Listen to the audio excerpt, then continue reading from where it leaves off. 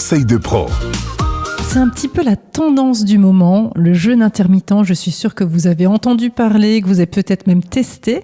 Pour nous en parler, Marie Légio, notre nutritionniste diététicienne à Frémat-Merlebach. Alors déjà, c'est quoi le jeûne intermittent ? Le jeûne intermittent, c'est une manière de s'alimenter qui consiste à jeûner sur une période de 14 à 17 heures. Pendant ce laps de temps, en fait, je peux m'hydrater, mais je ne vais faire aucune consommation alimentaire. En gros, on saute un repas. C'est ça. Soit le repas du soir en général, soit le repas du matin, le petit déjeuner. Quel est le but de faire ça ? Tout dépend de la personne qui va le faire.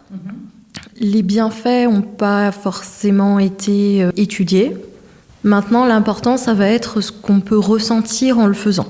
Par exemple, si on enlève le repas du soir, chez certaines personnes, elles vont ressentir un effet bénéfique sur la digestion.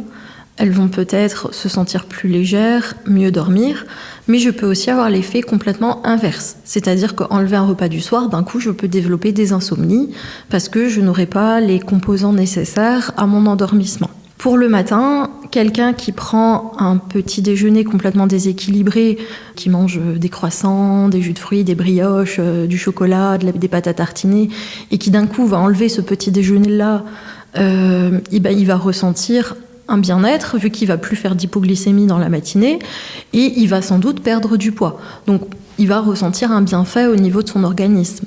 Quelqu'un qui mange un petit déjeuner idéal pour lui, par exemple avec des bonnes protéines, des bons acides gras, des céréales complètes, va pas forcément ressentir ces bienfaits-là en enlevant ce petit déjeuner qui lui apportait finalement plein de bonnes choses.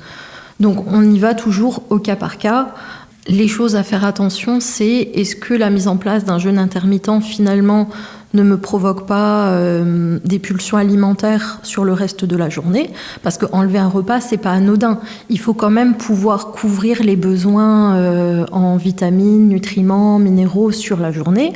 Donc, on les dispatche, on va dire, sur les deux autres repas, plus une collation, admettons, sur le reste de la journée. Mais maintenant, si j'ai trop faim parce que j'enlève un repas et que je me rue sur les placards, on n'a rien gagné. Mais je vois des patients à qui finalement ça convient, qui ressentent un bien-être. Et si c'est leur rythme biologique, on le respecte en fait. Et s'ils se sentent bien comme ça, on y va. Mais il ne faut pas généraliser. Si vous avez des questions à poser à Marie, n'hésitez pas à la contacter. Ses coordonnées sont sur notre site radiomélodie.com.